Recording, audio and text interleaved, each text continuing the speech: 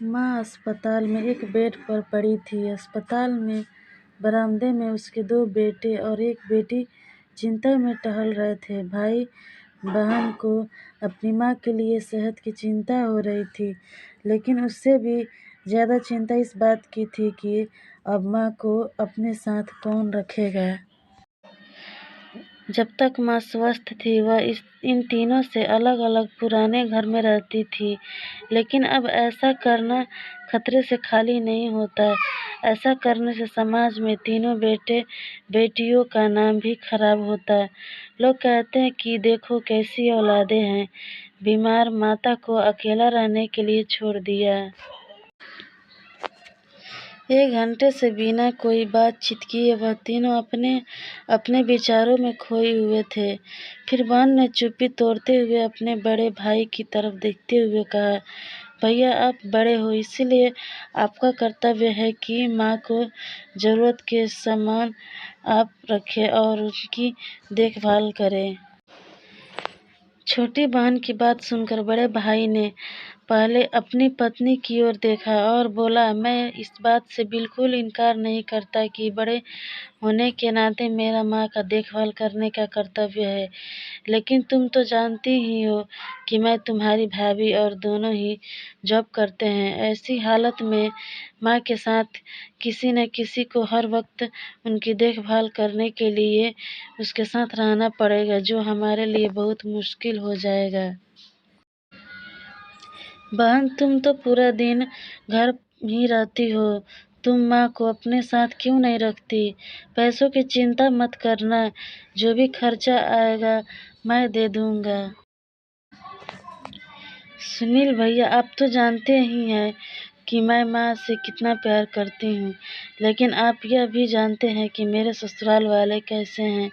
मैं यह बिल्कुल बर्दाश्त नहीं कर पाऊंगी कि कोई मेरी माँ को और मेरे भाइयों को भला बुरा कहे। इसलिए अच्छा नहीं होगा कि माँ को अनिल भाई के यहाँ रखा जाए। बड़े भाई सुनील ने भी छोटे भाई अनिल के यहाँ माँ के रखने के लिए सहमति जताई।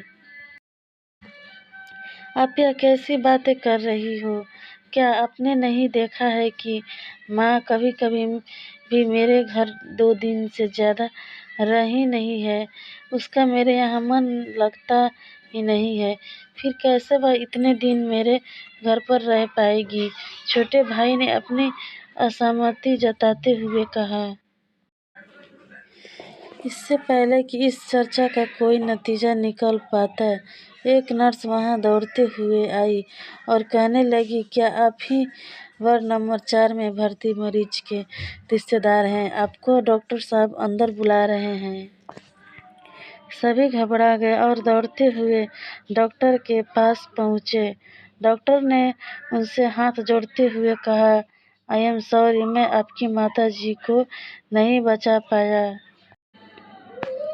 डॉक्टर की इस खबर ने सबके चेहरे पर झूठी मूठी दुख की परत तो चढ़ा दी, लेकिन सभी के दिल की किसी कोने में इस बात की खुशी भी छुपी हुई थी कि अब उन्हें माँ को नहीं संभालना पड़ेगा और माँ की जगह में उन्हें परेशानी नहीं होना पड़ेगा। दोस्तों, छोटी सी यह इमोशनल कहानी ही समाज का सत्य है। यहाँ लोग ऊपर से जो दिखते हैं वह अंदर से नहीं होते। जो माँ बाप अपने 4-4 बच्चे को बिना किसी शिकायत के बड़ी आसानी से संभाल पाते हैं, आगे चलकर ज़रूरत पड़ने पर यही 4 बच्चे मिलकर भी उन्हें नहीं संभालते या नहीं संभालना चाहते। बच्चों को यह बात नहीं भूलनी चाहिए, जैसा वह बोएंगे वैसा ही तो काटेंगे। अगर आज वह अपने माँ बाप के साथ बुरा बर्ताव करते हैं तो उन्हें यह याद रखना चाहिए कि उनके बच्चे भी बड़े होंगे और वह भी बूढ़े होंगे। जो उन्होंने अपने माँ बाप को के साथ किया है, उनके बच्चे भी उनके साथ वही करेंगे। दोस्तों, अपने दिल से छल कपट निकाल दीजिए और सच्चे मन से अपने माता पिता की, अपने बुजुर्गों की सेवा कीजिए। अपने इस कहानी को पूरा पढ़कर इसका मतलब है आपको ऐसी इमोशनल कहानियाँ पसंद है। आप हमारे इमोशनल कहानियाँ संग्रह पर क्लिक करके और भी कहानियाँ पढ़ सकते हैं।